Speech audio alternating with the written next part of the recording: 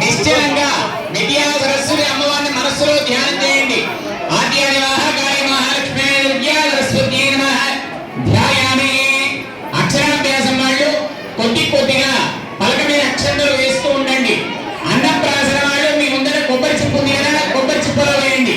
ధ్యాయామి ధ్యానోపయామి ఆవాహయామి ఆనందోపయామి పాదయోః వాక్యం హస్తేన వాక్యం ముఖే ఆచమనీయందోపయామి ఔపచారిక స్నానందోపయామి వస్త్రయజ్ఞోపవీతార్థం అక్షరాన్ సమర్పయామి.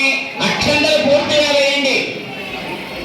పసుపు తీసుకోండి. పసుపు హరిద్రంజమయాని తందేవి కళ్యాణరాయిని సౌభాగ్యవర్ధన దివ్యంగరాని హరవల్లవే.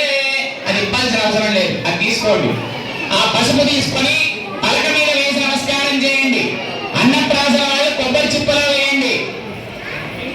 మళ్ళీ కుంకుమ తీసుకోండి. కుంకుమం శోభనం దివ్యం సర్వదా మంగళప్రదం మయా నీతం మహాదేవి దుర్భ్యం దాస్యామి సుందరి. కుంకుమ కూడా ఆ పలక మీద వేసి నమస్కారం చేయండి. ఇప్పుడు